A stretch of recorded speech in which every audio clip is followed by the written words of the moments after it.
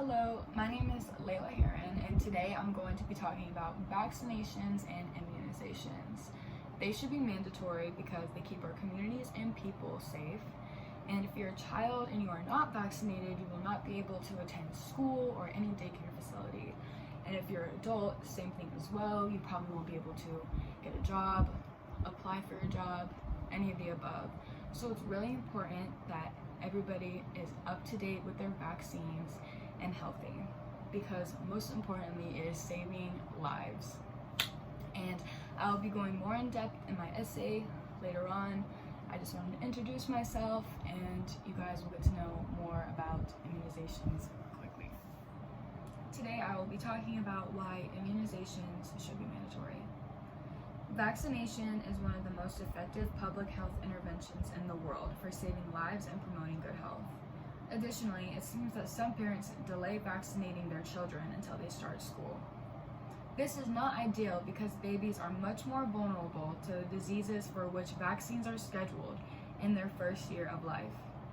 They need that protection early. Despite this, uptake of vaccines has reduced in some countries, and this is thought to be partly because of misguided concerns over vaccine safety. When vaccination rates decline, we start to see a resurgence of infectious diseases. Vaccinations should be mandatory because they keep children safe, saves money, and gives the community a peace of mind. Policy HB 1638 promotes immunity against vaccine-preventable diseases, which requires every child, whether public or in private school in the state and licensed daycare center, to show on each child's first day of attendance. They need proof of either A, full immunization, B, the initiation of and compliance with a schedule of immunization as required by the rules of the state Board of Health, or C, a certificate of exemption as provided. This policy also allows for a child daycare center to allow an unvaccinated worker/volunteer into the area if he or she proves that the child daycare with a written certification signed by a doctor that the vaccine is not advisable for the person.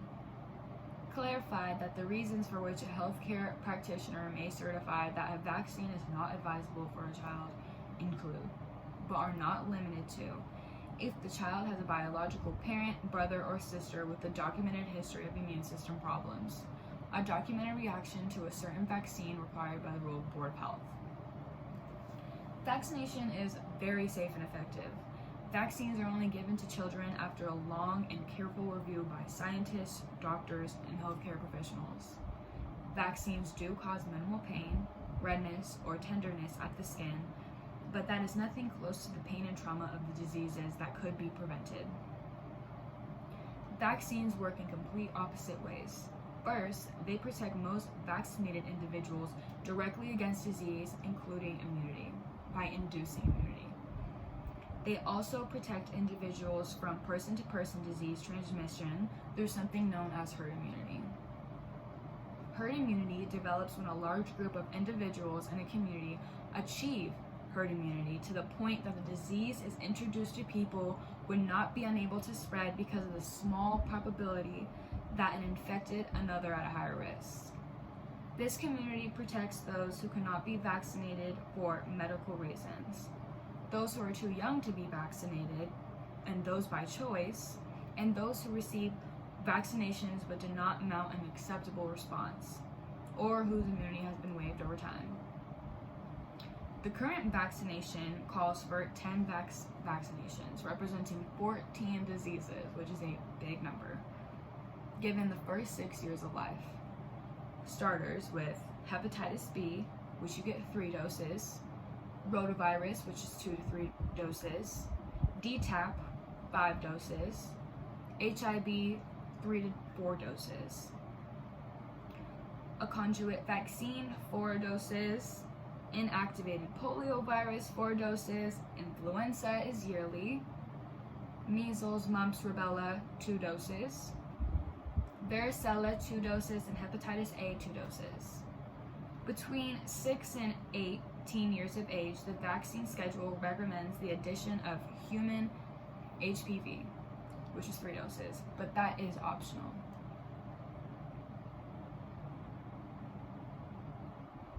Protection against vaccine-preventable diseases depends on the layers of protection in our communities, including families, and then reaching out to communities and even larger cities. Vaccination ensures that there is a lower rate of disease that occurs in our community, which in return help protect the most vulnerable individuals in our community who are unable to be vaccinated. This includes very young infants, people whose immune systems are already weakened, and elderly. Despite great advances in the vaccine development, only 26 licensed vaccines currently exist worldwide. As a result, 1 out of every 3 deaths in the world today is the result of an infectious disease, says the Lahala II of Immunology. In the news today, all you will see in the headlines is cancer or diabetes, making it hard to remember that 1 in 3 people die from an infectious disease that could be prevented. This is very strong data from many different medical professionals, all pointing to the safety of vaccines. In fact, vaccines are amongst the safest products in all of medicine, so it's the best thing that's going to be going into your body. Immunizations as well save families money and time. A child with vaccine-preventable disease can be denied attendance in schools or daycare facilities. Some vaccine-preventable diseases can be a result in chronic disability and can have an effect on your bank account because of loss of time at work, medical bills, etc. In contrast, getting the vaccine against these diseases that are prevented is a good investment and always covered by insurance, saving you money in the long run. The Vaccines for Children program is a federally funded program that provides vaccines at no cost to children from low-to-income families. Additionally, outbreak responses do take a lot of effort, money, and time again. Through timely vaccinations, the U.S. has saved billions of dollars. Vaccines save you more money than most realize, actually. Across babies born today, $13.5 billion in direct health treatment costs are prevented over a lifetime with vaccines. The same study also found that $70 billion in lost productivity is avoided by preventing diseases with vaccines. For every $1 spent on childhood vaccines, our country saves $10.90. The CDC estimates that for vaccination of children born between 1994 and 2018 has saved the U.S. nearly $406 billion in direct medical costs and $1.88 trillion in total community costs. Protecting our loved ones as they become adults is critical. However, each year our country spends nearly $27 billion treating adults for diseases that could have been easily prevented through vaccinations. Currently today, there is some good news in California.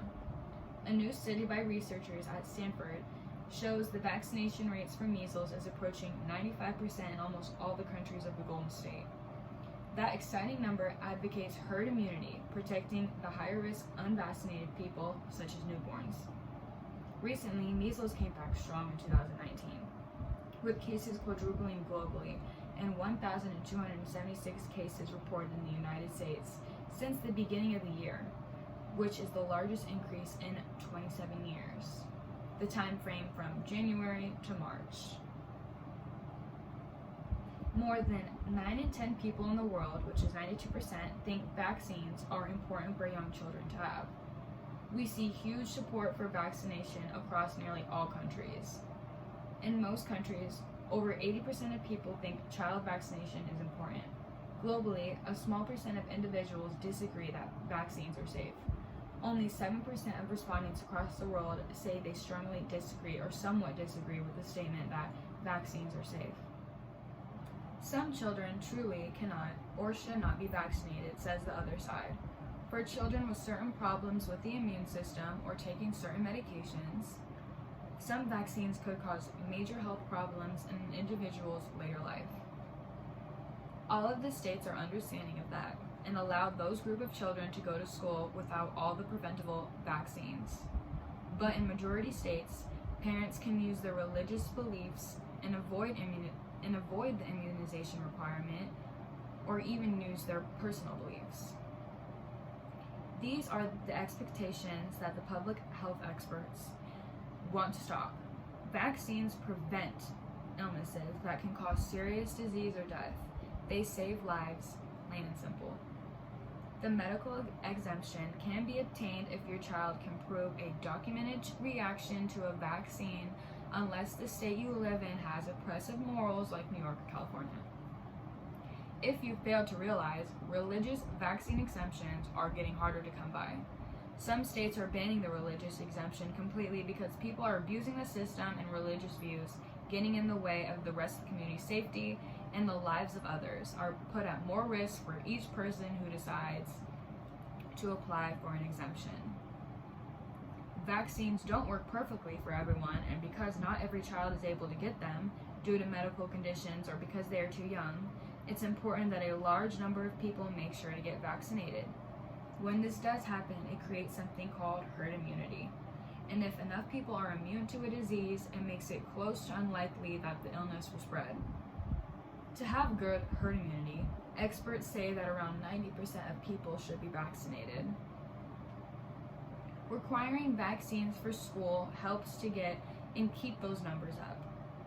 Among U.S. children born between 1994 and 2013, vaccinations will prevent 32 million illnesses, 21 million hospitalizations, and 732,000 deaths in their lifetimes. Vaccine hesitancy is a relatively new term used in research over the past few years to describe anybody who is doubtful about vaccinations or who chooses to delay or refuse immunizations even when they are readily available. Vaccines play a vital role in preventing diseases in children, so it is crucial that pharmacists and other healthcare professionals understood the reasons that the parents are hesitant or refuse to vaccinate their children. Different vaccines have different components. Each vaccine can affect you differently. Individuals with a weakened immune system are advised to wait. People who have experienced allergic reactions to a particular vaccine are generally told to avoid a follow-up dose. There was a belief that diseases were disappearing because of better sanitation and hygiene, not vaccines. This today was proven false by the numbers increasing of current infectious diseases. It was also said that a vaccine wouldn't protect you. Those who are vaccinated can still get sick, but the symptoms will be very mild. People as well believe that the cons outweigh the pros when it comes to getting your immunization shots. This is currently the biggest conflict in the United States. Parents note medical risks, including autism, as a consequence of being vaccinated. People view the situation, if these diseases have been eliminated, there's no need for vaccinations. But diseases will only stay prevalent as long as the vaccines are still used to prevent them. And many think that pharmaceutical companies can't be trusted. They believe that pharmaceutical companies only want to sell their products, regardless of the impact on the people who use them, while some people need to forego vaccinations due to potential allergic reactions. Others refuse vaccinations for themselves or their children for many reasons. In conclusion, it is important that we all keep safe. Vaccinations changed the world to what it is today. We've been able to progress in ways that we never thought were possible. Getting your vaccinations keep you healthy from all the deadly viruses and diseases. Not only does it keep you alive, it's more cost efficient in the end to keep immunized because the government does pay for all required shots. On the other hand, there is still a variety of people who decide to not be immunized due to health concerns or other issues, which is okay in these scenarios because it could worsen their health in the end. And that is it for my senior project essay, and I hope you enjoyed and did a good job. And now I will move on to the questions. Now that I'm at the end of my presentation, the 3 questions that I decided to choose were: what was the hardest part of the essay, and what was the easiest part, and why did I choose my topic? I'll start off with the easiest part of the essay. was probably researching the information, because I like researching and getting to know more knowledge about certain topics, and it was really interesting to actually read. I enjoyed it actually, and then typing it out into an essay was fun. And the hardest part for me during this unit even was just keeping organized. Like, I would have something in my head, or I would research it and I would write it down, but I would just confuse myself or second guess, or just, it was kind of complicating putting it into an order, even though it was on paper, like telling me exactly what to do and how to do it. I just, some reason, had a really hard time putting information down on the paper. But other than that, why I chose the topic is because I wanted to inform people on it, basically because I've heard recently, before I even was thinking of senior project, that immunization rates have like gotten better, and because they've like gotten more strict on laws. So I just wanted to learn more for myself and teach others. So I was really happy with this senior project year, and I had a really good time. There was ups and downs, but I'm here now, so thanks so much.